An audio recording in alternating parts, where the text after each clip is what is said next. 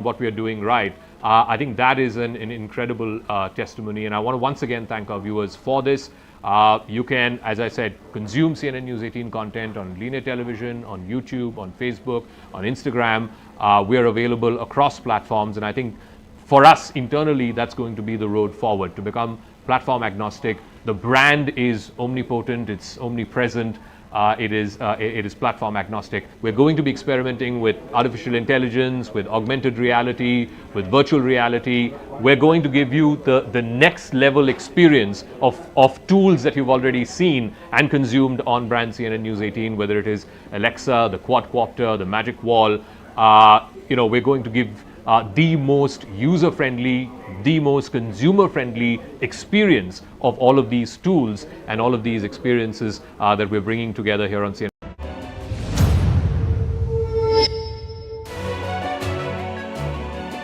Hello, Namaskar. This is First Post and you're watching Vantage with me, Palki Sharma.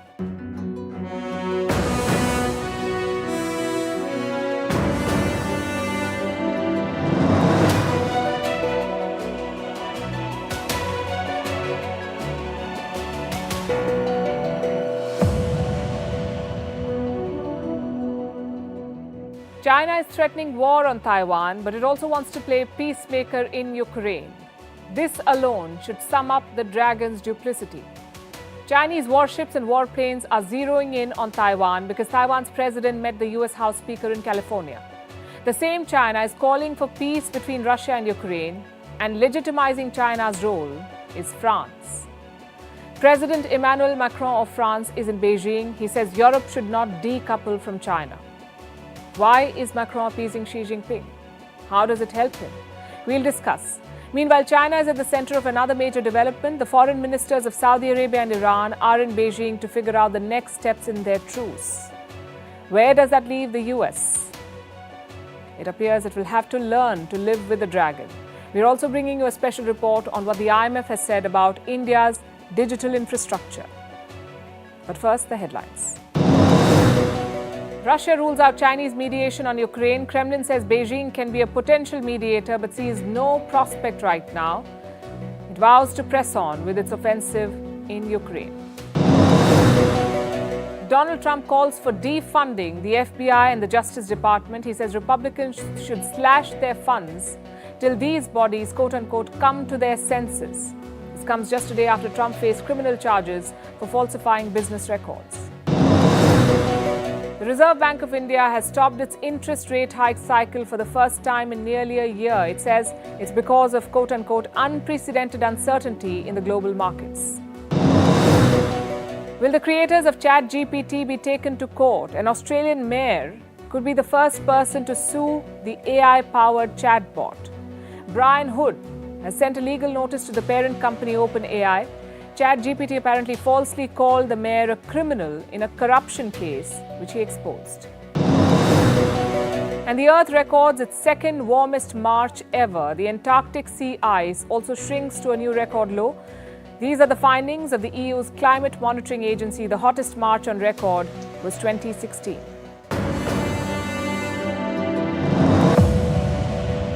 We start with Taiwan, and this may sound like an old story, but it's not.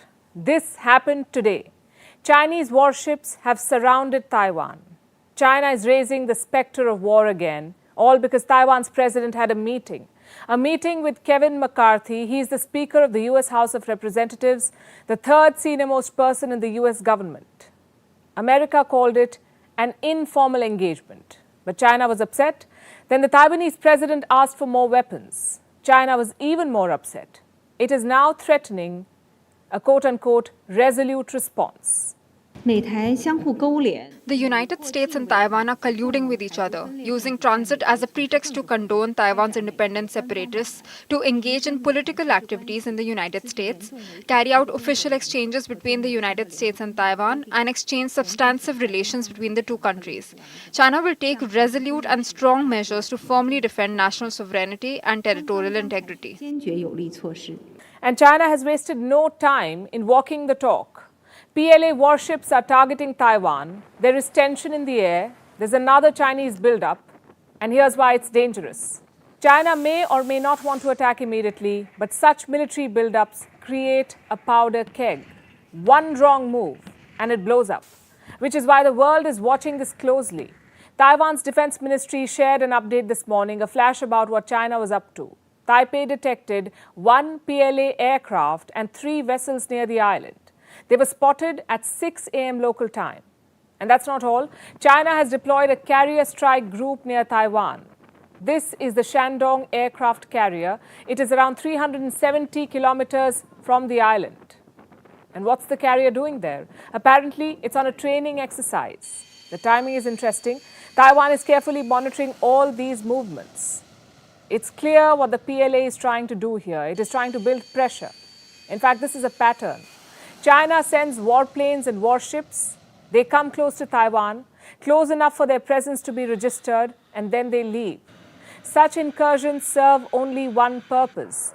This is China trying to remind Taiwan that it's within striking distance, that the Chinese military can reach Taiwan within minutes, and this is a way to keep the threat of invasion alive. China keeps getting more aggressive. Earlier, it was just sending warships. Now it is harassing civilian ships too. China has launched a new operation today. They're calling it a Special Joint Patrol. It's happening in the Taiwan Strait, specifically in the central and northern parts of the region. This is a 3-day operation, and this is what it entails. China will carry out on-site inspections. It will check cargo ships and construction vessels. Again, these are not military ships, these are civilian ships. China has decided it wants to inspect all ships that pass through this region. Who appointed them? The police. This is a way to harass civilian ships in the name of security. Taiwan has lodged a strong protest. It says it won't cooperate. It has issued orders to this effect. Shipping operators have been told to turn down inspection requests by China, and they must also notify Taiwan's Coast Guard for assistance. This time the maneuver by the Shandong aircraft carrier is different, because although it has been out on the open sea many times, this is its first time in the South China Sea. At that location, this is also part of training. That's how we see it. But as this is quite a sensitive period, there is reason for that. Our military is also doing its research. We may have plans, but I won't be going more into that. Knowing China, it's unlikely to back down, especially after yesterday's event. The US is hosting Taiwan's president, Tsai Ing-wen. She was in California yesterday. She was hosted by the new US House Speaker, Kevin McCarthy. McCarthy's predecessor was Nancy Pelosi. Last year, she visited Taiwan. She was the highest-ranking American official to visit Taiwan in 25 years. And now Kevin McCarthy is taking it forward. He created history too when he met Tsai Ing-wen yesterday. Kevin McCarthy is now the senior-most American politician to have met a Taiwanese leader on US soil since 1979. And he didn't come alone. McCarthy was accompanied by a bipartisan delegation.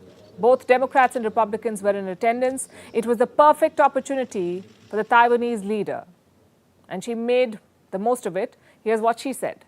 Their presence and unwavering support reassure the people of Taiwan that we are not isolated and we are not alone. I also highlighted a belief which President Reagan championed, that to preserve peace, we must be strong. I would like to add that we're stronger when we are together. President Tsai wants more weapons from Taiwan. And what was McCarthy's response? He supported her. He said the US should sell more arms to Taiwan.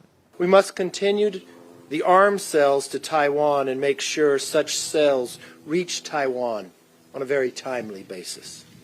Second, we must strengthen our economic cooperation, particularly with trade and technology. Third, we must continue to promote our shared values on the world stage. So Taiwan can bank on America. They want independence and they have bipartisan support in the US. Because there is a growing and deep hostility towards China, not just in the United States, but around the world. And this works for Taiwan. It is asking for more weapons. It may also get more weapons. But remember, this is a slippery slope. More arms would mean a stronger response from China, and that will raise the risk of conflict. We're not sure Taiwan or even the US is ready for that scenario. The US and its military allies are turning their focus towards the Indo-Pacific. I'm talking about NATO, the North Atlantic Treaty Organization, a military alliance between America and Europe. It started with about 12 members. Their main adversary was the Soviet Union. The Soviet Union disintegrated some 30 years back, but NATO kept expanding. Today, it touches Russia's border and it has 31 members. We'll talk about the newest member, Finland. In fact, we have an exclusive interview coming up with Finland's foreign minister. But first, let's cover the Indo-Pacific. For years, the world has dreaded a NATO versus Russia war. It's happening as we speak. Now, should we also brace for a NATO versus China war? Because NATO has specific ambitions and it's spelling them out. It had a meeting on Tuesday. Foreign ministers of all NATO member states were present. Some non-NATO allies were also there, like Japan, New Zealand and Australia. Also the Deputy Foreign Minister of South Korea. And what's common among these four countries? None of them is a NATO member. All of them are in the Indo-Pacific. And they've all agreed to engage more with the NATO. What happens in your region, what happens in the Indo-Pacific matters for Europe, and what happens in Europe matters for you. And I think the war in Ukraine demonstrates this very clearly with its global ramifications. The fact that we also see that China and Russia are standing closer together makes it just even more important that we are standing together as partners, NATO allies, and you as four highly valued partners. This is what NATO Secretary General said at the meeting.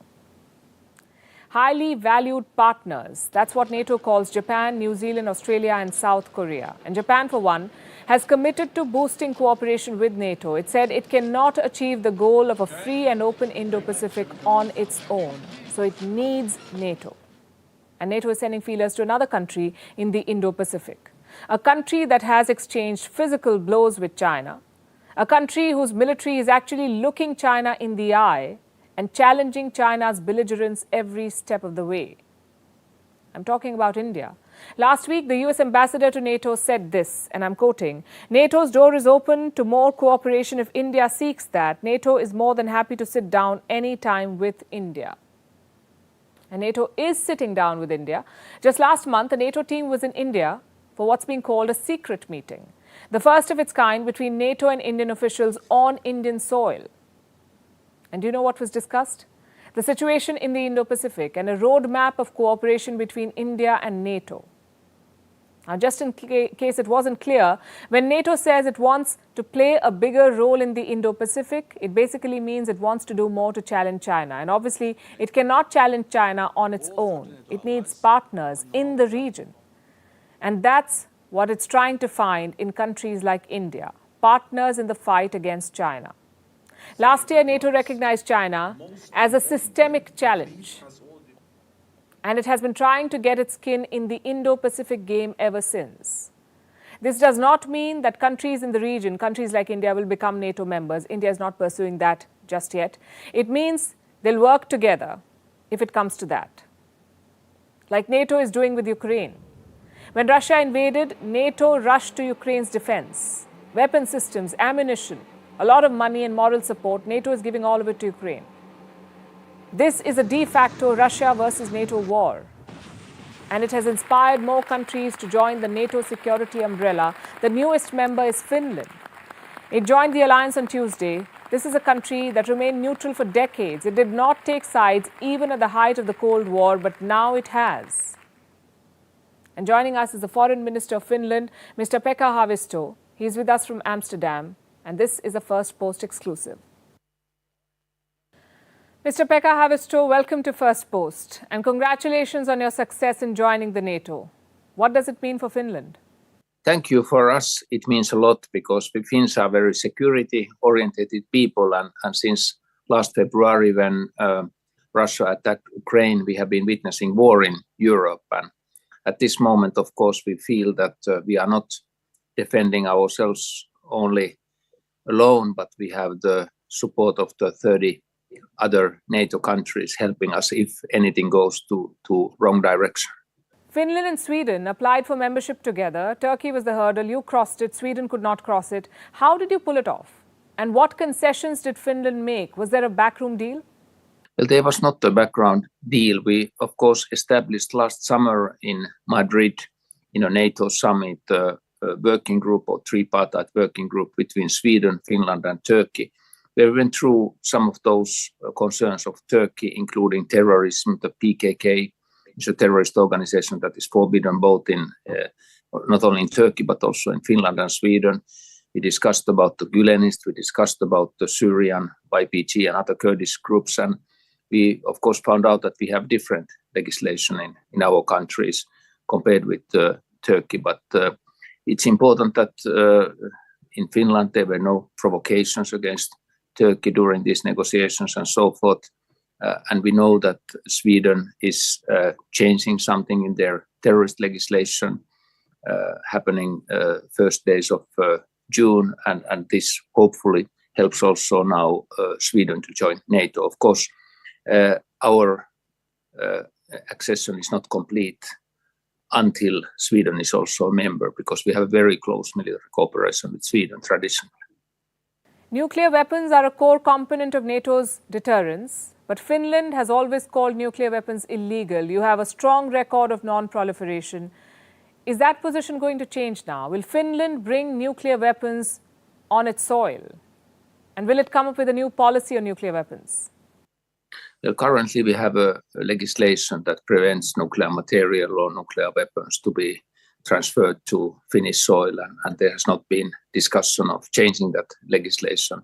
My understanding is that actually those nuclear weapons that NATO has or are controlled by NATO is permanently located to certain places in Europe, and I haven't heard any particular decisions or plans to change those locations. Is Finland looking to change its policy? Well, we haven't changed anything in our policy. Of course, when joining NATO, you accept that part of the deterrence is also that NATO has nuclear weapons, or NATO countries have nuclear weapons, but also the NATO policy is that it would be better to have a nuclear-free world, but so that every country quits nuclear weapons. So now Finland is fundamentally okay with the idea of nuclear weapons? Currently, we understand that NATO as an organization and NATO countries have also the nuclear deterrence. I understand NATO has been in talks with India. There have been reports of closed-door meetings. Do you see a shift on India's part, a willingness to do more with NATO? As a member of NATO, do you also think that India should engage more actively with this alliance?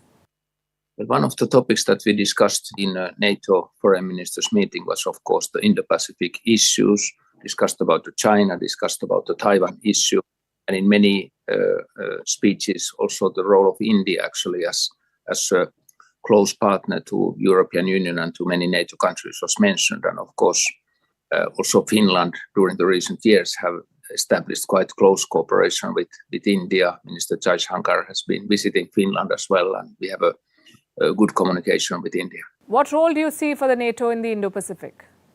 Well, of course, one role for NATO countries is to keep the Taiwan Straits open for commercial traffic and maintain the freedom of maritime movement and so forth. I think that's one of the key issues. And of course, we see different risks also of conflict escalating in the Pacific area. But of course, NATO's role is to defend NATO territories and territories of NATO countries. Mr. Pekka Haavisto, thank you very much for joining us here on First Post, and thank you for your time. Thank you. Thanks. Good talking to you. French President Emmanuel Macron is in China. He's an embattled leader who's left his own country burning to apparently find peace for another. Paris has been burning, but Macron is hoping to help secure Kiev. Cities across France saw violent clashes in the past few days. Millions protested against the president's pension reform. So what is he doing in China? Perhaps looking for a win that he won't get at home. A win that may strengthen his claims to global leadership. And Beijing rolled out the red carpet for him. Xi Jinping gave Emmanuel Macron a ceremonial welcome. He hasn't come alone. Europe's top leader Ursula von der Leyen is also in China. But there's no grand reception for her. China has reserved the top honors for the French leader. And he's returning the favor with statements like these. Macron says Europe should not decouple from China. Donc il ne faut pas de naïveté, c'est ce que notre Union européenne, je m'en félicite. We must not be naive. Our European Union, taking the step of European sovereignty that I defended 5 years ago, is establishing trade defense instruments that are necessary for our credibility. But the EU must also be voluntarily committed to continuing to have a trade relationship with China.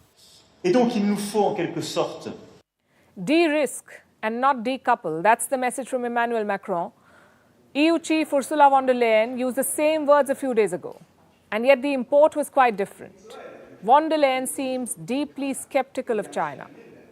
How China meets international obligation regarding human rights will be another test for how and how much we can cooperate with China. Just as China has been ramping up its military posture, it has also ramped up its policies of disinformation and economic and trade coercion. That should explain why the red carpet was reserved for just Emmanuel Macron. Either von der Leyen wants to play the bad cop, or she has clear differences with the French leader. This visit was supposed to project European unity, and they're trying their best, at least in front of the cameras. The European leaders are sticking to the message, they're engaging with Xi Jinping together, but Beijing is paying more attention to Emmanuel Macron. Because after Angela Merkel, Macron has been seen as Europe's de facto leader, and perhaps China hopes that when the time comes, he will be able to sway Europe. On his part, the French president is going all out. He wants to use this visit to bolster ties with China, and he's come with some 60 business leaders from France, a business delegation of 60. They're eyeing big-ticket deals. So business is very much on the agenda. And of course, they spoke about the war in Ukraine. The French president thinks that China can play a big role in ending hostilities. The war led by Russia in Ukraine has profoundly affected the international order that we have known since 1945. And this war, which I have repeatedly described as imperialist and colonial, has violated many of the principles of the United Nations Charter, which we, two permanent members of the Security Council, must resolutely defend. So China, precisely because of its close relationship with Russia, which has been reaffirmed in recent days, can play a major role. Reports say Macron has seen China's peace plan for Ukraine, and on some fronts he agrees with Beijing. Today he asked Xi Jinping to reason with Russia. The Chinese president has called for peace talks. I know you are attached to respect for the United Nations Charter, to strict compliance with the text applying to the nuclear field, and therefore to everything that allows peace and stability on the planet. And in this respect, the Russian aggression in Ukraine has struck a blow against this stability. It has put an end to decades of peace in Europe, and I know that I can count on you, under the two principles that I have just mentioned, to bring Russia to its senses and everyone to the negotiating table.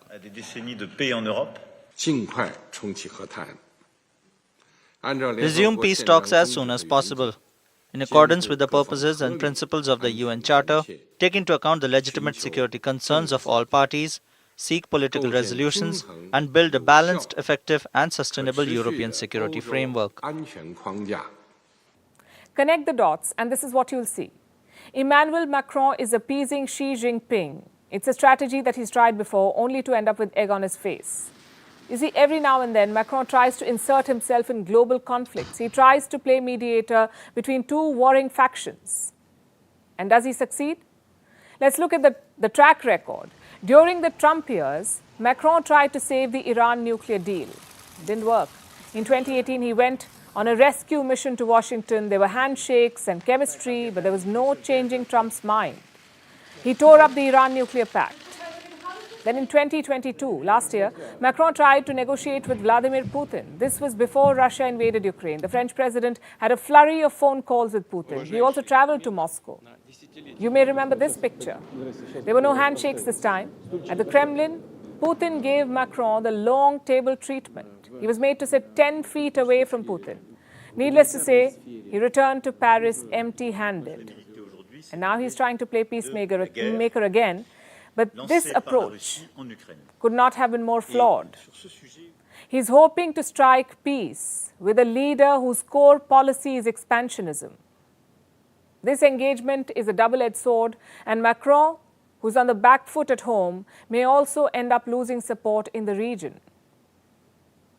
The only person it benefits is Xi Jinping. Meanwhile, in Ukraine, President Zelensky has a new demand. He wants more military jets. He's talking about a warplane coalition. In the battlefield, he's on the back foot. Ukraine is struggling to hold back Russian forces in the east. Reports say Bakhmut is slipping. It's a strategic city and Ukraine is not being able to keep it. But Zelensky insists they've not lost. At the same time, he made a telling admission. He said Ukraine could be forced to withdraw if casualties pile up. They're calling it strategic withdrawal. It's a withdrawal all the same. Zelensky spoke about it in Poland. He was there yesterday to shore up support. Poland is a critical ally of Ukraine. And here's what Zelensky said. We just need not stop in solidarity. When the battle requires artillery, it should be provided. When victory requires tanks, their roar should be heard on the front line. When independence requires air forces, we should not pay attention to how Russia will react to aircraft in our country. We shouldn't think about which number looks safer next to the letter F-16 or some other. It is worth acting. Acting in the same way as your leadership has proved itself in the tank coalition, and I believe it will also prove itself in the aviation coalition, because this is a battle for freedom, and it is impossible to win it partially. Remember, Poland was instrumental in getting Western tanks into Ukraine. Now Zelensky wants it to lead a warplane coalition. Warsaw has already sent 4 jets to Ukraine and Poland's president has promised more. 4 MiGi były 29 z naszych zasobów, których jeszcze 4 MiG-29s that remained in storage have been handed over to the Ukrainian armed forces in recent months. 4 MiGs are now being given, so 8 in total. We are ready, as I told the President, to give 6 more that are currently being prepared. We assume they could be transferred soon.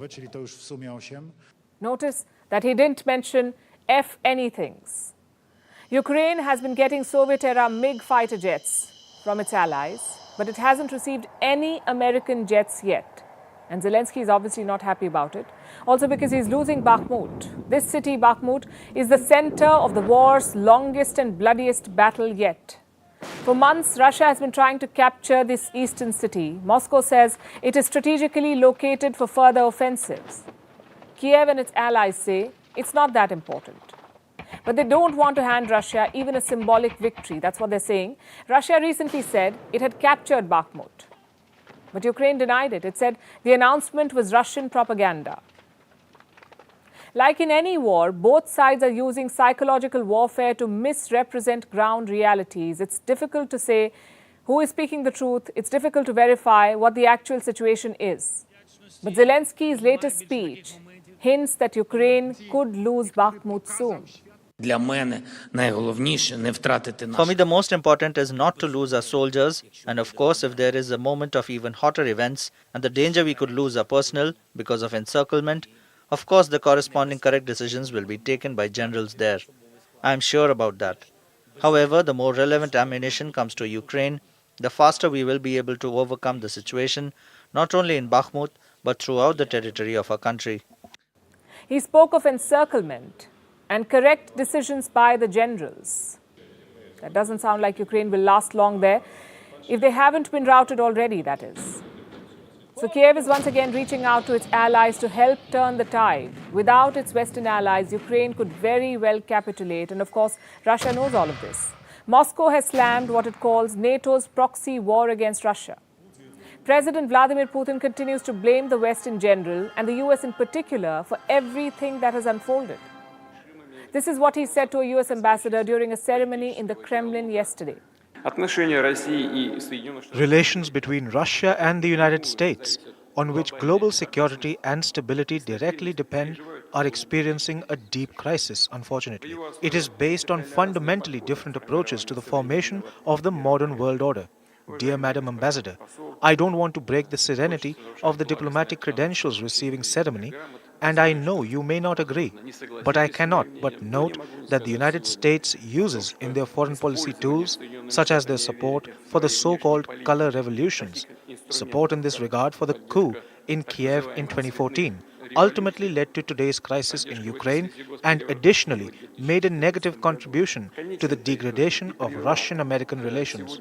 He's talking about a revolution some 10 years ago. It led to the ouster of Ukraine's president, Viktor Yanukovych. Yanukovych was pro-Russia. He had to leave office. The US is said to have supported that protest. And Russia used this as an excuse to target Ukraine. It invaded Crimea back in 2014. Now, the US does have a long history of trying to force regime change, but so does Russia. It has been accused of interfering in the domestic affairs of foreign nations. There's obviously Ukraine. Moldova too recently accused Russia of trying to foment dissent. So meddling is not behavior that's unique to the US, and nor is it likely to stop. And as usual, we in the rest of the world will continue to face the fallout of these great power games.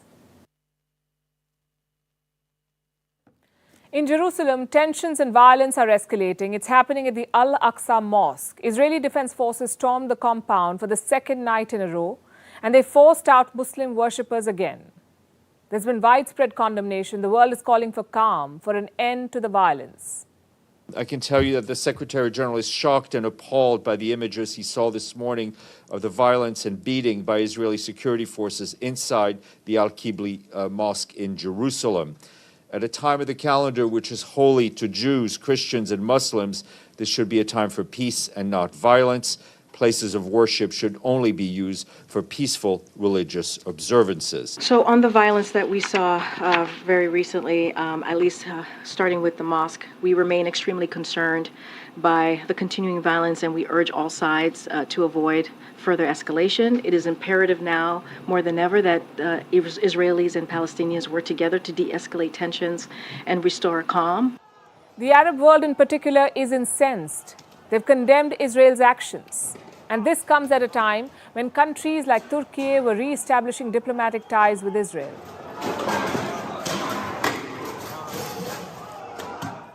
We always say that there has been a normalization process with Israel, and our dialogue has started again. But our relations with Israel cannot be at the expense of the Palestinian cause. We cannot make compromises from our beliefs in this matter. Before starting my words, I strongly condemn and curse Israel's action, attacking people overnight without discriminating between women and children who have no intention other than expressing their faith, practicing their religion, and worshipping.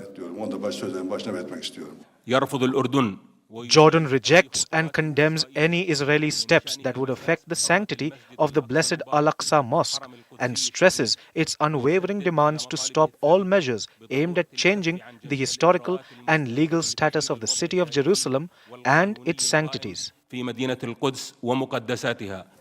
are all strong rebukes. But why exactly is the situation spiraling so much? Why is everyone on edge? The answer needs a bit of context. The Al-Aqsa Mosque compound is the third holiest site in Islam after Mecca and Medina. It is where the Prophet Muhammad is thought to have ascended to heaven. It is also extremely important to Judaism. This compound is thought to be the site of two of the most important ancient Jewish temples. Both temples were raised thousands of years ago, first by the Babylonians and then by the Romans. Now, the compound houses two mosques, both built over 1,000 years ago. So, as you can see, the site is contentious. Plus, it has a complicated legal status. Israel occupied East Jerusalem during the 1967 war, but they made some concessions to ease tensions. The Israelis agreed to some restrictions regarding the Al-Aqsa compound, so Jewish people are not allowed to pray here. They're allowed to visit the site, but they're not allowed to pray here. That right is reserved for Muslims. And this is monitored by Jordan. Jordan is a neighboring country. It oversees the status quo at Al-Aqsa. This is the arrangement. It's rather precarious, so tensions flare up every once in a while. Which brings us back to present day. Israeli forces raided the Al-Aqsa compound on Tuesday. They say they did it after reports of a riot. They say Palestinian worshippers had barricaded themselves inside one of the mosques. They'd also stockpiled fireworks and stones, and these were reportedly used against Israeli forces. They came under attack when they tried to clear out the mosque at night. This is Israel's version. Now, it's not clear why they wanted to remove the worshippers. Apparently, they weren't allowed to stay at the mosque overnight until the last 10 days of Ramadan. Ramadan is the holiest month in Islam. It's on as we speak. And Israel is citing these restrictions. Now, Jordan says there are no such restrictions. Remember, Jordan is in charge of maintaining the site. It says there are no restrictions on people staying overnight at the mosque. So there is some discrepancy here, but there is no doubt about the violence and more events that are being seen as provocations. Israeli forces release these videos. They show violence inside the mosque. Another set of images shows the IDF beating up people. The visuals are extremely disturbing. And this has triggered fighting between Israel and Gaza. Gaza is controlled by the militant group Hamas. And they fired rockets after the raid on Tuesday night. Israel responded with airstrikes. Now, the area around Al-Aqsa is under restrictions. Palestinian men under the age of 30 have been barred from entering the mosque compound. In defiance, they're praying on the streets. And this is what complicates the story even further. Yesterday was also the beginning of the Jewish festival of Passover. Israeli forces were seen escorting Jewish citizens around the site. I want to be very clear. We will hit anyone who tries to harm us, and there will be a heavy price that will make them regret any threats against Israeli citizens or IDF troops. I hope we all enjoy a happy and peaceful Passover. Everyone seems to be ramping up the rhetoric. It is causing tensions to rise and things could turn bloody again. Last year, similar raids took place at the Al-Aqsa compound. It resulted in an 11-day war between Israel and the Gaza Strip. More than 250 people died. But even before that, in the year 2000, tensions at the Al-Aqsa mosque set off something worse. The second Palestinian Intifada. Intifada means uprising in English. Israeli politicians entered the compound. It set off an almost 5-year-long conflict, which claimed thousands of lives. In a world already struggling with war, the last thing we want is more bloodshed. And while tensions flare up in Israel, Saudi Arabia and Iran are talking peace. Do you know where they're doing this talking? In China. The thaw between Saudi Arabia and Iran was a landmark event. It was made official in Beijing, and now China seems to be dictating the next steps. Iranian and Saudi officials are back in the Chinese capital. And this time, Beijing is hosting the foreign ministers of both the countries. Again, this is the first, the highest level meeting between Iran and Saudi Arabia in more than 7 years. An agreement has been signed. They will reopen their embassies and consulates. They will resume flights, facilitate visas, and send delegations from the government and the private sector. Saudi Arabia and Iran issued a joint statement, and this is what it said. The two sides emphasized the importance of following up on the implementation of the Beijing Agreement and its activation in a way that expands mutual trust and the fields of cooperation and helps create security, stability, and prosperity in the region. For China, this was yet another opportunity to blow its trumpet and take a victory lap. As a good friend and partner of the Middle East countries, China will continue to respect their autonomy as a force supporting reconciliation, peace, and harmony in the Middle East. China will work with Middle Eastern countries to implement global security, development, and civilization initiatives to promote security, stability, development, prosperity, tolerance, and harmony in the Middle East. A good friend. That is what China likes to call itself. Beijing seems to be dictating the terms of this truce. But what's in it for China? Economic benefits and political heft. China has two priorities in the region, energy and economic ties. Let's talk about energy first. And this is pretty straightforward. China is among the biggest importers of energy in the world. In 2019, about 67% of China's energy came from outside. The crude oil came from imports. Saudi Arabia and Iran are the leading exporters. If they're friends, China can easily ensure energy security for itself. Its second priority is economic ties. In 2021, China and Iran signed a major pact, a 25-year cooperation agreement. By some estimates, this deal was worth $400 billion, but the plan was a non-starter. For two reasons. A, the American sanctions against Iran, and B, the volatile situation in the region. Saudi Arabia and Iran were arch rivals, so China did not have a lot of room to operate. But now they're burying the hatchet, and China can pursue more deals. It can expand the Belt and Road Initiative in West Asia. After all, less conflict is always good for business. China would have learned this by now in Pakistan. In West Asia, here's the next challenge it faces. Not fighting is one thing. Working together is quite another. Can China get Saudi Arabia and Iran to work together? They've been arch enemies for decades.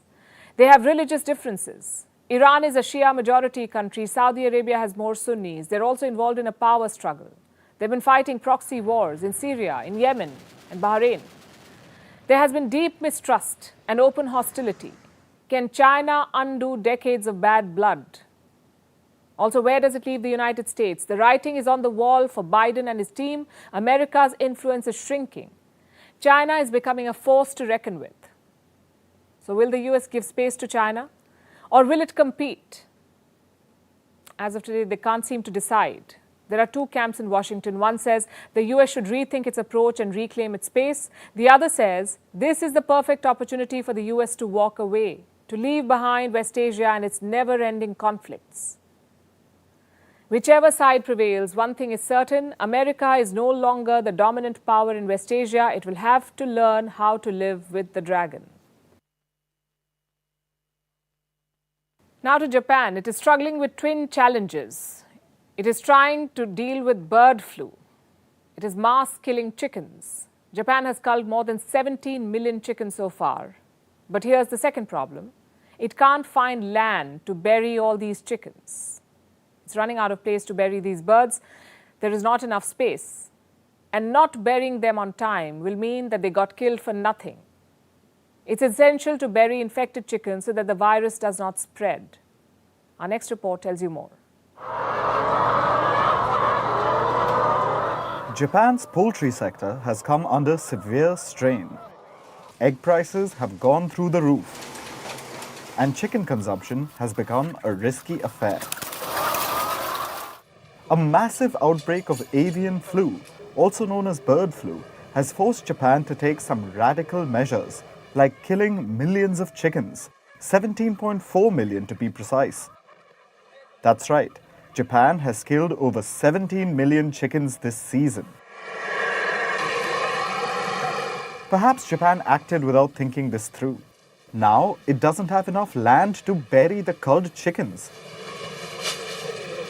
Local governments and farmers both have the same complaint. There's no space to dispose of the carcasses of the chickens, and that poses a threat. If not properly disposed, bird flu can cross over to other animals and humans. The virus can lead to severe pneumonia. So it's very important to handle dead chickens infected with avian influenza with care. Some farmers are resorting to burning the carcasses. Japan has 26 prefectures or provinces. Bird flu has broken out in all 26 of them. And about 60% of these prefectures are having trouble disposing the dead chickens. And it's just one of many challenges Japan is facing. The mass culling of chickens has led to a supply constraint. What's worse, laying hens, kept just for egg production, have been killed too. About 9% of Japan's egg-laying hens have been culled. So egg supplies have gone down and prices have shot up.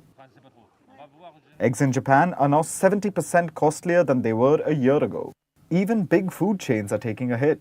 McDonald's Japan and 7-Eleven are among the many food chains that have suspended egg-related food items. Those that haven't have increased the prices of such food. As of last month, 20% of 100 listed companies in Japan have suspended egg-related items. And while Japan's case is severe, the world is going through an outbreak of bird flu. It began in October 2021. Since then, Almost 42 million individual cases have been recorded in domesticated and wild birds. Almost 15 million birds have died due to infection around the world. But that's not even the most staggering number. Close to 153 million birds have been culled in the past 2 years alone. So it's not just Japan where chickens are being killed. It's more a global phenomenon now. And there's no indication that the situation will improve anytime soon.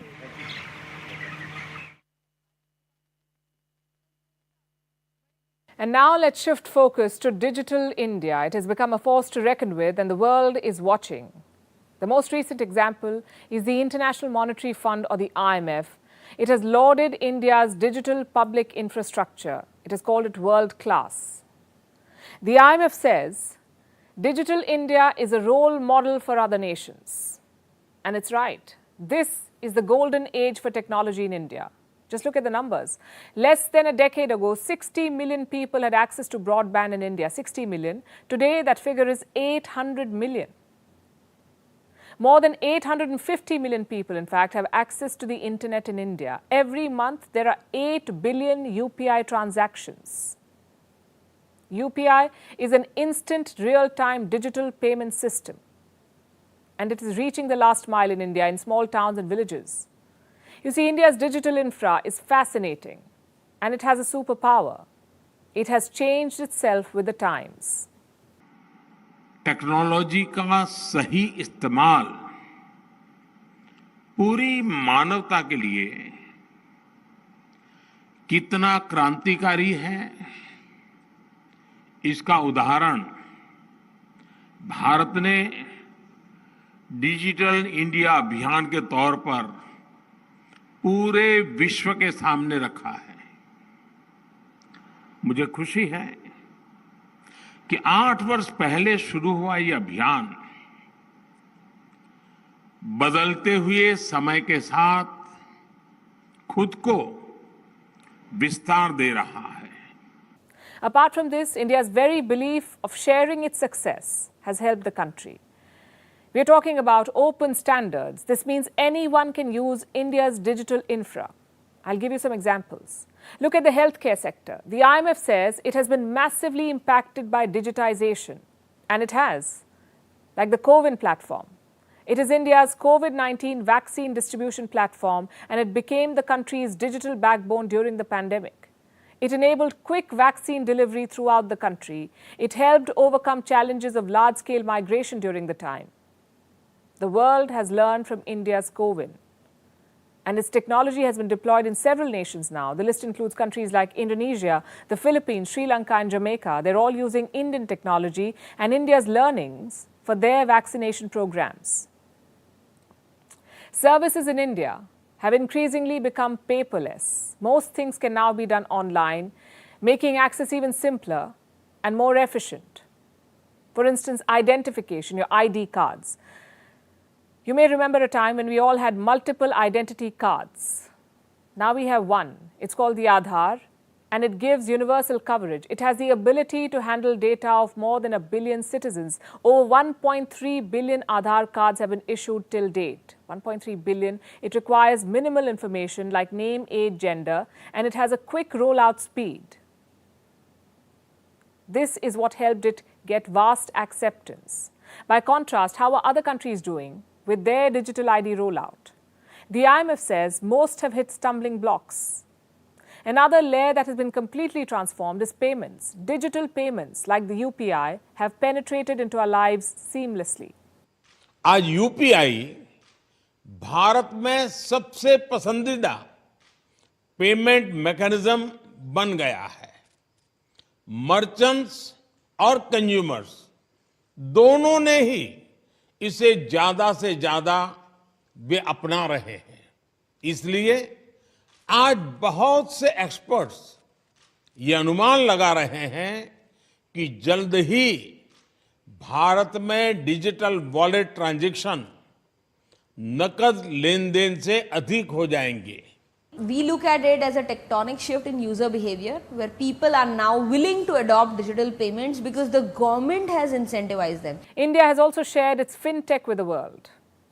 Citizens can do cross-border UPI transactions with a number of countries, including the US, the UK, Singapore, the UAE, and Australia. And what's behind India's digital innovation? The IMF has the answer to that too.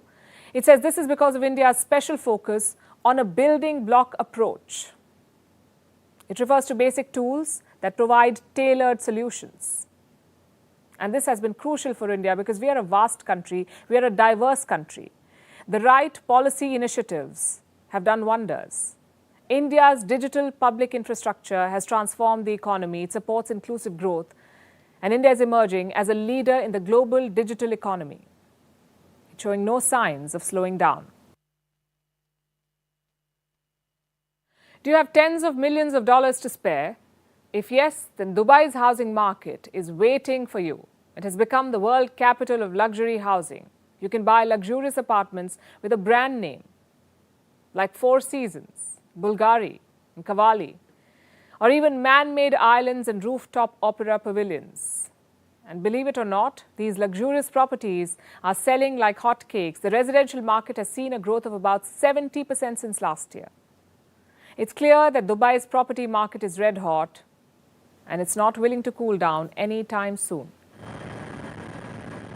Dubai has always been affiliated with the rich and famous, but over the past year, this has reached another level thanks to its housing market, which is on a high note, with affluent buyers eyeing its ultra-luxury homes.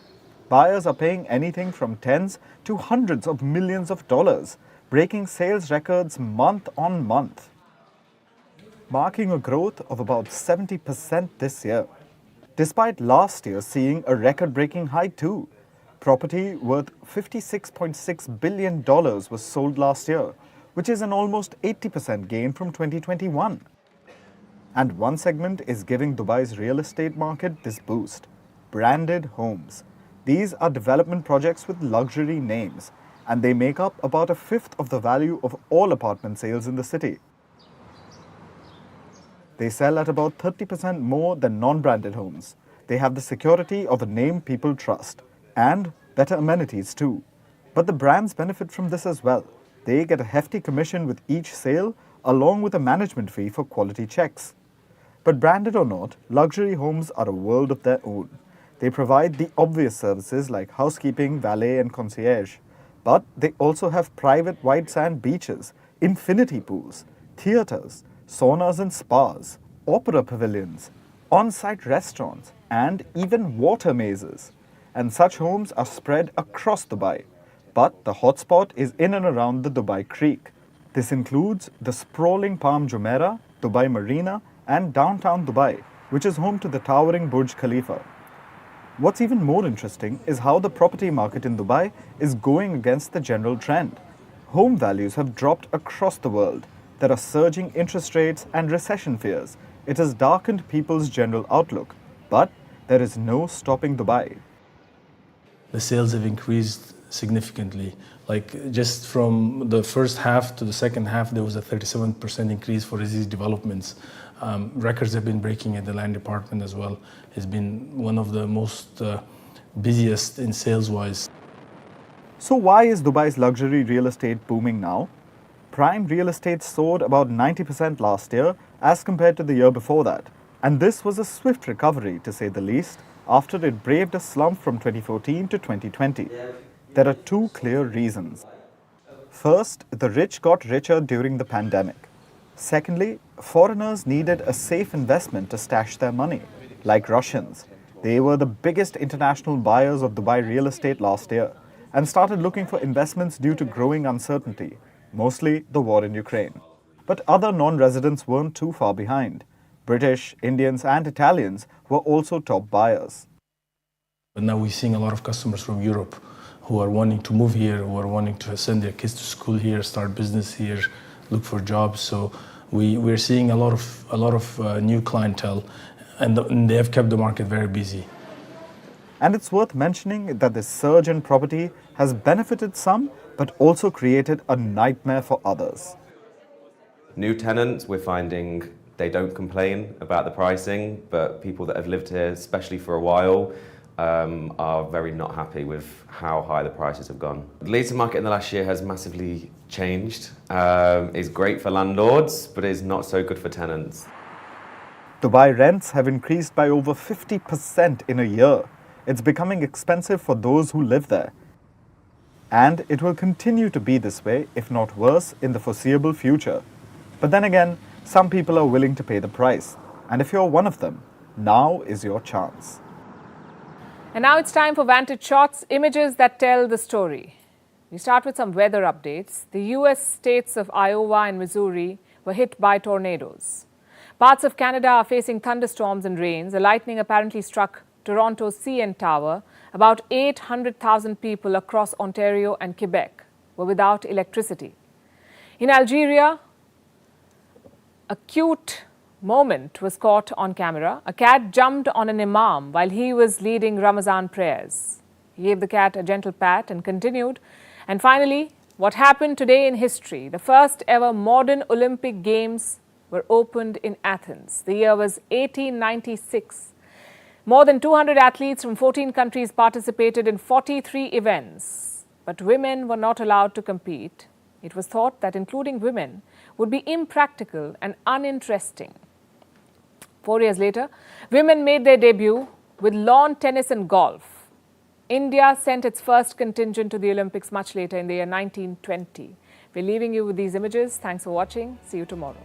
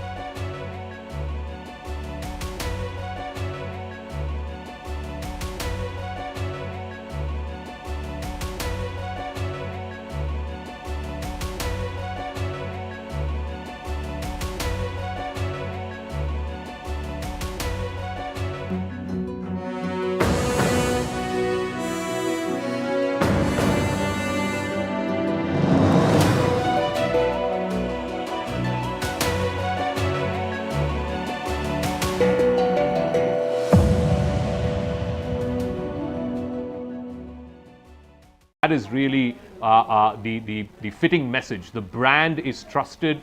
The brand is something that people, like somebody told me last week at Rising India, he said, generally I wait for you guys to break a story because I know that if CNN News 18 is breaking a story, then it has to be right. I mean, it has to be credible. You guys don't just randomly break stories and then retract. So I think that again is a great testimony to the brand. The fact that CNN News 18 is a trusted brand.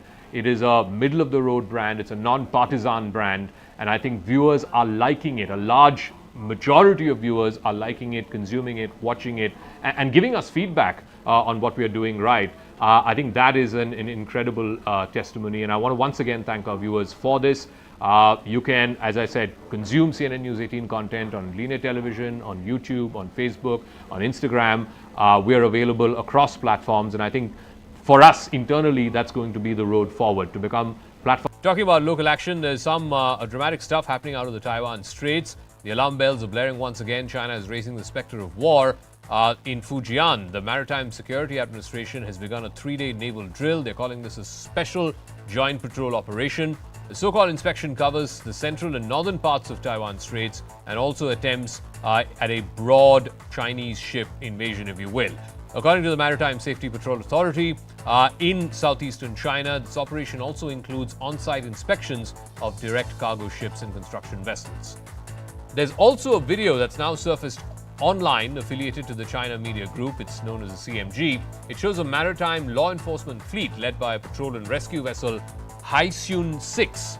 The massive cargo ship was patrolling in central and northern waters of the Taiwan Straits. And this is just on the first day of the operation. The Chinese officers conducted a pre-departure check on a cross-strait cargo ship berthing at the Jingjing Wharf in Pingtan. It's the mainland's closest point to Taiwan. The Maritime Ports Bureau of Taiwan's Transport Ministry released a statement late this evening saying that it has strongly protested against this action with China. And all of this tension is because Taiwan's president has had a meeting in the US. Tsai Ing-wen has held a meeting with the US House Speaker Kevin McCarthy, the third senior-most person in the US government, the senior-most American figure to meet a Taiwanese leader on American soil in many decades. America has called it an informal engagement, but unlike the previous transits by Taiwanese leaders, the summit here included a public press conference.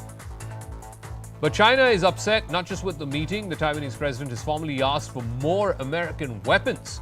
The United States plans to quadruple the number of US troops stationed in Taiwan from 30 to between 100 and 200. And beyond training, the Michigan National Guard is also training a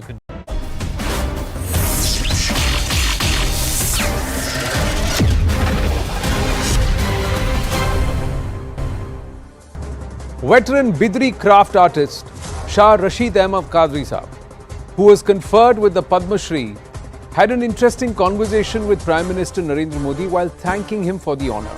As he shook hands with the Prime Minister, Shah Ahmad Qadri said he didn't think he would be awarded because the BJP was in power and the BJP was never pro-Muslims. But the PM proved him wrong. Prime Minister Narendra Modi listened to Qadri intently and just laughed, said namaste and walked on. This has now snowballed into a lot of politics, aaji-baaji between the BJP and the Congress. But there is a larger message within that, ladies and gentlemen. Just listen to this entire conversation, but more importantly, along with the words, pay attention to the body language between the two. Pay attention to Amit Shah, the Home Minister, standing behind, smiling, and also what the people next to him, how they react when he makes this comment. Picture speaks 1,000 words, and we communicate 70% of our communication is through body language rather than verbal communication. That's why I'm drawing your attention to the body language of all the people around Qadri Saab when he says this to the PM, and their own body language when they speak with each other. Do you think it is choreographed, or is this genuine, heartwarming confession, acceptance, and of course, admiration? Judge it for yourself. Have a look at it. मैं visa करना चाहता हूँ। मेरे period में मैं 5 साल तक apply करा, नहीं हुआ। उसके बाद मैं खामोश बैठ गया कि बीजेपी गवर्नमेंट है ये हमको नहीं देती। मगर आप मेरा ख्याल गलत साबित करके मेरे को चुने, उसके लिए बहुत बहुत धन्यवाद। आपने मेरा ख्याल गलत साबित किया is what he told the PM. You saw the reactions of the people around him and the Prime Minister's reaction. Joining now is Shah Rashid Ahmad Qadri himself, awarded the Padma Shri at the age of 68, veteran craft artist. Qadri Saab, namaste. और पद्म श्री के लिए आपको बहुत मुबारक। जब आपको award मिला तो आपको कैसा लगा? बहुत बहुत शुक्रिया। ये जो अवार्ड मेरे को अनाउंस हुआ, मेरे को बहुत खुशी हुई, और ये अवार्ड की जो इत्तला मिली, मैं एकदम इमोशनल हो गया था। सारा दिन में आंसू बहाते रहा, और 2 रात तक मैं खुशी के मारे सो नहीं सका। और ये अवार्ड अनाउंस होने के बाद 26 जनवरी को नेहरू स्टेडियम में डिस्ट्रिक्ट एडमिनिस्ट्रेशन की तरफ से मेरा सम्मान हुआ, और वो सम्मान ऐसा वायरल हो गया कि बीजेपी के लोग 26 जनवरी को सारा दिन घर में आते रहे। ऐसा एक हफ्ते में तकरीबन 1,500 आदमी मेरा सम्मान करने के लिए मेरे घर पहुंचे। क्या बात है। लेकिन आपने इससे पहले भी, मुझे सुनने में आया, बहुत सारी अर्जियां लगाई या कोशिश की, अप्लाई किया था पद्मा अवार्ड के लिए। जरा उसके बारे में बताइए, क्या हुआ था तब? जी, वो ये तो याद नहीं है मेरे को, नाम में वो फाइल रखा मैं जी। एक अंदाजे से 5 साल तक मैं, जब यूपीए गवर्नमेंट थी 5 साल तक मैं ये अप्लाई करते रहा और मेरे को कोई रिप्लाई नहीं आया उसका और ना कोई रिजल्ट मिला मेरे को। अब उसके बाद बीजेपी गवर्नमेंट आई, बीजेपी गवर्नमेंट आने के बाद मैं उम्मीद छोड़ दिया कि मेरे को पद्मा अवार्ड नहीं मिलता जी, क्योंकि मेरा अपना ख्याल था कि ये बीजेपी गवर्नमेंट मुसलमानों को कुछ नहीं देती, मुसलमानों से नफरत करती है, मुसलमानों को कुछ भी नहीं करती, ये सोच थी मेरे दिमाग में। लेकिन मोदी जी मेरे को ये अवार्ड दे के मेरी सोच को, मेरे ख्याल को गलत साबित कर दिए। मैं उनका बहुत बहुत शुक्रिया अदा करता हूँ। कादरी साहब, एक वीडियो आपका और वायरल हो रहा है अब मोदी जी के साथ। जब आप उनसे मिले और आपने उनसे कुछ कहा, तब मोदी जी ने आपसे क्या कहा? मोदी जी तो कुछ नहीं बोले, मेरी बात सुन के खैखा लगा के हंस दिए। वो जो वीडियो में जो बात हुई ना, वो खैखा लगा के हंस पड़े वो। पर कादरी साहब, जिसकी वजह से आपको सम्मान मिला वो बिदरी आर्ट है। इस सम्मान से बिदरी को क्या फायदा मिला है? हाँ, बिदरी आर्ट को फायदा पहुंचा। जैसा अवार्ड अनाउंस हुआ वैसे ये बिजली काम के सेल में इजाफा हो गया, क्योंकि कारीगर बेकार बैठे हुए थे, काम नहीं चल रहा था उनका। ये अनाउंस होते हमारा एक कारपोरेशन है, Karnataka state handicraft development corporation, जो बेंगलुरु में है, कारीगरों का सामान लेके वो बेचते हैं वो। तो तकरीबन 20 लाख का स्टॉक पड़े हुआ था उनका। मैनेजर फ़ोन करके बोले ये मेरा जैसा अवार्ड अनाउंस होता है वो सारा सामान बिक गया और बिदर के शोरूमों में भी पूरा सामान बिक गया। इस तरीके से बिजली वर्ग को एक मदद मिली, क्या काम मिला। क्या बात है। और जो कहते हैं कि ये सब पॉलिटिक्स है, कोरियोग्राफ्ट है, राजनीति है, कांग्रेस के कुछ नेता हैं, उन्होंने कहा चुनाव आ रहा है, ये सब पॉलिटिक्स है, आप क्या कहेंगे? मैं तो नहीं समझता, ये बात गलत बात है ये, क्योंकि इलेक्शन डिक्लेयर करने के लिए बस एक ही दिन लगता है, जो मार्च या अप्रैल में डिक्लेयर हुआ कर्नाटक का इलेक्शन। और ये पद्मश्री अवार्ड की लिस्ट को फाइनल करने के लिए तकरीबन 6-8 महीने तो लगते हैं। बहुत पहले से जब कर्नाटक का अवार्ड का, कर्नाटक के इलेक्शन का कुछ गुमान भी नहीं था, 6-8 महीने पहले से तैयारी करना पड़ता है लिस्ट को फाइनल करने के लिए जी। ये गलत बात है प्रमोद तिवारी जी की बात। पर वहीं 100 से ज्यादा पद्मा के अवार्डीज हैं, आप सबसे मिले, जब आपने उन सबको देखा तो आपको क्या महसूस हुआ? उनको देख के मैं ये अंदाज़ा कायम किया कि आपके मोदी जी जो सिलेक्शन किए हैं बहुत अच्छा सिलेक्शन किए हैं। गरीब लोगों को, किसानों को, आदिवासियों को, ऐसे लोगों को है तो अवार्ड दिए जो पहले ऐसा कभी नहीं होता था। मेरा अपना ऐसा ख्याल है। पर कादरी साहब, ऐसा करने से आपको क्या लगता है, क्या फायदा होगा इससे? इससे कोई भला हो रहा है समाज में लोगों का? ये अवार्ड मिलने से इसको क्राफ्ट को बहुत सब मदद मिलती है। जैसा कि मैं बताया ना आपको, शोरूमों में सामान पूरा खाली हो गया, पूरा बिक गया ये होने से। ये इसकी पब्लिसिटी भी बिजली वर्ग को जानने वाले इंडिया में बहुत कम है, फॉरेन में बहुत ज़्यादा लोग हैं। और जब हम एग्जीबिशन में जाते हैं तो इंडिया के लोग कम लेते हैं, फॉरेनर्स बहुत ज़्यादा खरीदते हैं ये सामान। ये पर जैसे अब ये रेयर आर्ट्स वाले चुने गए, आप जैसे और भी थे सामान्य वर्ग के लोग, लेकिन जो भारत के आर्ट्स क्राफ्ट को आगे ले जा रहे हैं, कला को ले जा रहे हैं, काम कर रहे हैं अलग अलग फील्ड्स में, ऐसे लोगों को और भी बढ़ावा देना चाहिए। ये ट्रेंड पद्मा अवार्ड्स में कंटिन्यू होना चाहिए। फायदा क्या होगा वो तो नहीं मालूम मेरे को। और हमारे बिजली वर्ग को तो बहुत फायदा हो रहा है भाई। अभी जी जो सेल एकदम ठप हो गया था, वो सेल कोविड की वजह से सेल ठप हो गया था, उसकी वजह से ये अवार्ड अनाउंस होने से ये काम को लोगों से जानना शुरू करे, बीदर को पहचानना शुरू करे। और ये अवार्ड से बीदर को एक पहचान मिली। बीदर को जो पहचान मिली है बिदरी वर्ग से पहचान मिली है जी। बीदर से बिदरी है और बिदरी से अब बीदर का नाम बड़ा हो रहा है, आप कह रहे हैं। क्या और भी लोग इससे जुड़ेंगे? जो सम्मान आपको मिला है इसकी वजह से क्या और भी लोग अब बिदरी वर्क की तरफ, इस क्राफ्ट की ओर और उनका रुझान होगा? आप क्या कहना चाहेंगे?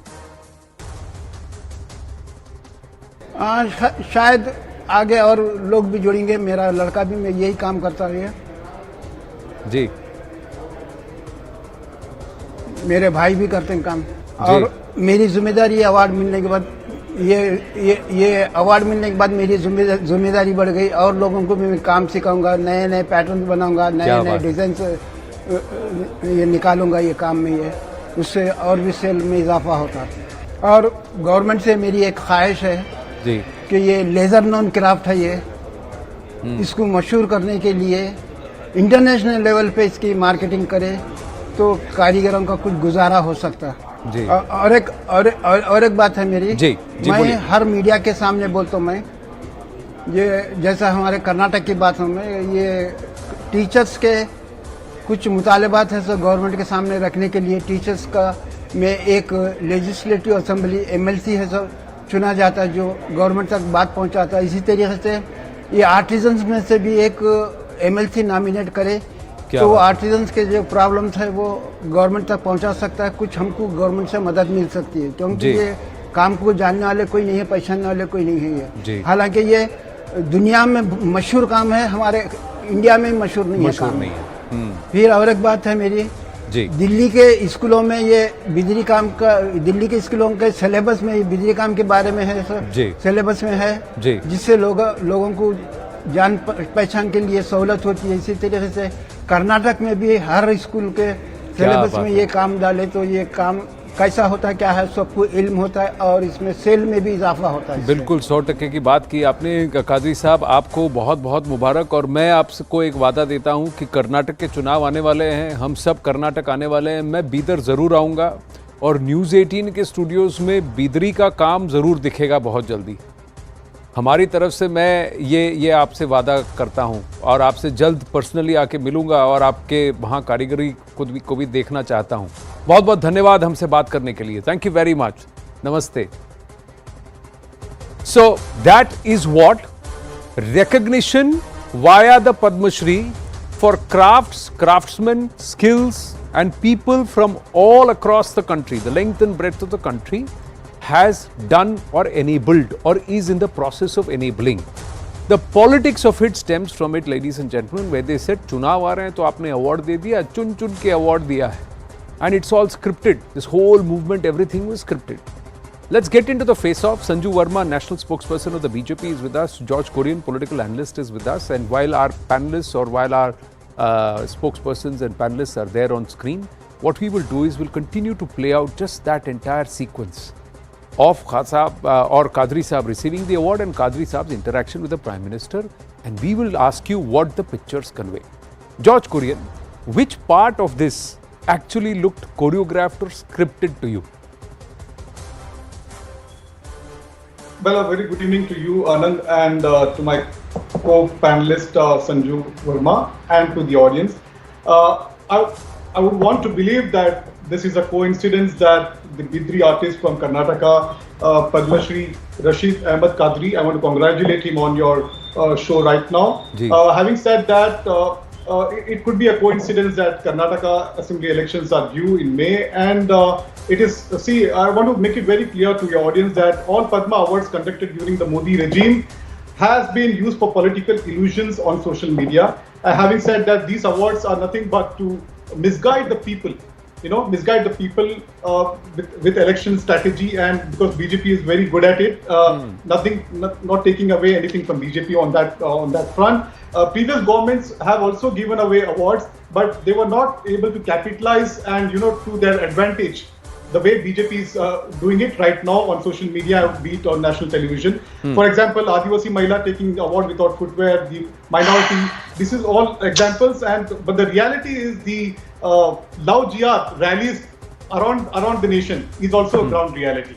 Anand, that is what I want to get across to your viewers. Right, but Love Jihad is the orchestration or machinations of some. Does that equate the abilities and achievements of many?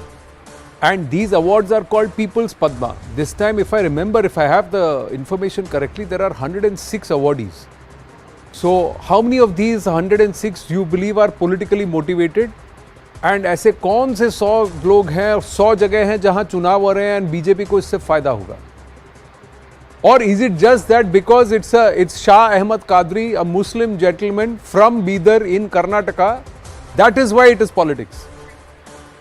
Well, Anand, I just Sanjuji, coming to you, 1 minute. Maria Shakil.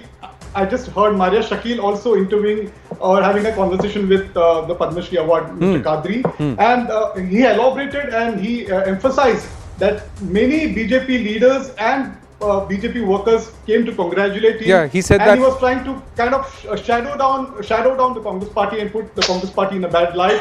That Now here is what from the Congress came to congratulate him. So this. No, here is what. space Shall I tell for you something more speculation. interesting? Georgie, one more something more interesting. I had a conversation with him earlier in the day. So at that time he was quite busy when he said, I am a pakka Congress voter. I have never voted for the BJP. That conversation is there, that portion is there. I will try and play that out. He says, मैंने आज तक कभी BJP को vote नहीं दिया. उन्होंने मुझे पद्मश्री दिया. He said, I have never voted. I always voted for the Congress. So he is saying that people who I thought will never back me, are anti-Muslim. They have come and done something which Congress governments did not do, where he says, he spoken to News 18 and he said, 12,000 रुपए साल का registration fee भर के 4-5 साल I continued to send. And they never even responded. Now, he also says that Padma Shri at that time never belonged to the common people. It belongs to the common people now. It is his words, not mine. Exactly. Not mine. Now, Sanju Verma. I began my conversation by saying, please, you spoke enough. No, 1 minute. I'm just saying Sanju Verma, but that also doesn't take away from the fact that in January, when the Padma Awards were being decided, the BJP, like the Congress and like everybody, knew that in 6 months there is going to be elections in Karnataka. Okay, Anand ji, now I have not heckled my co-panelist here. I'm sure he'll extend the courtesy. Pehle to I want to congratulate you and your entire team for being a trailblazer and being the dominant player across social media platforms and across television channels. Many congratulations. Thank you very much. Humbly accept the compliments on behalf of the entire team. There's a lot of hard work that goes behind the scennes, like it happens with every party and every person in the public sphere. Yes. So I will take these compliments to them. Thank you very much. Ji. Thank you. Anand ji, आपके debate में आए और थोड़ी शायरी ना हो, because I just want to lighten up the mood a bit. Hindi की कहावत है, झूठ की नाव सच के समुंदर में बहुत देर तक चल सकती नहीं. झूठ की नाव सच के समंदर में बहुत देर तक चल सकती नहीं. झूठ बोलने वालों का स्वभाव कभी बदलता नहीं. झूठ बोलने वालों का स्वभाव कभी बदलता नहीं. And this is meant for the Congress leftist ecosystem, which over the decades made the Padma Awards into something of a quid pro quo. You scratch my back and I will scratch yours. Nobody has forgotten Teesta Setalvad being given the Padma Shri in 2007. I don't think people need to be told her claim to fame was maligning Narendra Modi and nothing more and nothing less. Ji. Let's not forget Leela Samson, who was made the head of Sangeet Natak Academy, and her claim to fame was that she was the personal dance teacher of Priyanka Gandhi Vadra, nothing more, nothing less.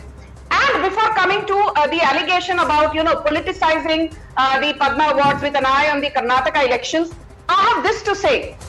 Congress na hi baat kare about politicization of awards, then it is better, because we have not forgotten that Nehru awarded himself the Bharat Ratna in 1955. Indira Gandhi awarded herself the Bharat Ratna in 1971. And do you know something? Sardar Vallabhbhai Patel died in 1950. He got the Bharat Ratna in 1991 after 41 years. B.R. Ambedkar, he died in 1956. He got the Bharat Ratna after 34 years in 1990. इसलिए यहाँ बैठकर जब कांग्रेस के प्रवक्ता official and unofficial Bharatiya Janata party पर लांछन लगाते हैं, I find it hilarious had it not been so tragic. Now, speaking of the Padma Awards, forget Mr. Kadri who gave that brilliant interview to Anand Narasimhan. I want to draw the attention of your viewers and my co-panelists to just in 20 seconds. Arvind Gupta, a toy maker from Kanpur, given the Padma Award because he popularized across 3,000 schools in India how toys can be made to teach young children, and all these toys were made from garbage waste.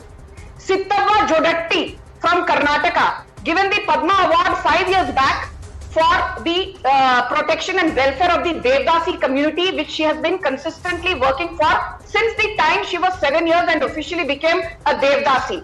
Bhajju Shyam from Madhya Pradesh for popularizing tribal art over the last 30-40 years. Lakshmi Kutti from Kerala for popularizing herbal medicines in Netherlands, Germany, France, etc. मुझे ये बात बताइए, has anyone till today, before they were given the Padma Awards, had anyone heard of this toy maker Arvind Gupta, of this Devdasi, Sitapa Jodatti, of Bhajju Shyam, of Lakshmi Kutti? No. These are the people who have been oblivious to the larger sections of media but have been toiling on the ground and have done exceptional and distinguished service in their domain. Along with recognition, the important aspect is that all these people, that's like a toy maker. The importance of Arvind Gupta's toy making, there are so many people who went ahead and bought these homemade toys after that. Or these local made toys made out of wood. That entire village on the drive from Bengaluru to Mysore, you stop there and there are the number of cars that stop now to buy those locally made toys from the craftsmen has exponentially gone up every time, ever since this has been recognized. Some things are beyond politics. And he himself said, 20 lakh ka maal hamara 2 din mein ut gaya. And people who are sitting jobless, there is now bread in their home, work in their hands. Now imagine what impact that is, George Kurian. Who stops the Congress party from recognizing these people and winning their accolades? And if their opinion has changed, then you cannot grudge them somebody's opinion. I told you we'll play out what he said about the Congress party. He said this to me, so I can take responsibility of this comment and this question when I had spoken to him earlier in the day. Listen to what he had to say.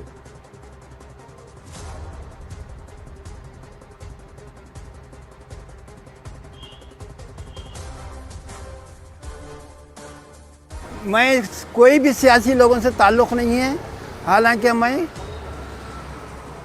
Congress का voter हूं, मैं शुरू से कांग्रेस का voter हूं। मैं क्यों उसको ये गैर ज़रूरी इल्ज़ाम लगूंगा, जो मेरे पे गुज़री में वही बोला मैं। Now, मेरा कोई सियासी ताल्लुक नहीं है, बीजेपी के लोग उनके घर आए थे, वो बीजेपी के लोगों के घर नहीं गए। And he is sitting there and saying कि मैं कांग्रेस का वोटर हूं। And I didn't get it from the party I thought will back me. That's his position right now. Gentlemen and the lady, I would request you to please wait on. We have another dynamic of politics, that is the parliament session, which is concluded. I'll come back to you for that debate and that face-off in just 2 minutes. I just want to quickly apprise the viewers about what Bidri art is. We have to do that. And the next time you are in Karnataka or you find Bidri ware, make sure you get it. It's beautiful, ladies and gentlemen. It derives its name from the city of Bidar. So Bidar se Bidri or ab Bidri se Bidar. The art originated in 14th century AD, originated during the reign of the Bahmanis. Persian in origin, Indian in innovation. The craft is popular in Hyderabad as well. It's an important export handicraft of India. And he was saying it, that the world or foreigners appreciate this art more than Indians themselves. Isn't it time we change that, ladies and gentlemen? Traditionally, various flowers known as the Ashrafi ki booty leaves, wine creepers, geometric designs, human figures, stylized poppy plants with flowers, etc. are commonly found on items. It's metal work that happens largely. There is also work on porcelain that happens, China. Demand for these patterns of Persian roses, passages from the Quran in Arabic script are also in great demand. In the West, Bidri ware is also used for hookahs, pan holders and vases, but now keepsakes, bowls, earrings, trays, ornament boxes and other jewelry and showpiece items are also made from it. Bidri ware is made from cast white brass and has an 8-stage process: molding, smoothing by file, designing by chisels, engraving by chisel and hammer, pure silver inlaying, smoothing again, buffing and finally oxidizing by soil and ammonium chloride. The finished product appears black with brilliant silver inlay. Isn't it amazing? The next time you see Bidri ware, think of Shah Ahmad Qadri, think of the craftsman, think of Bidar and buy one or gift one.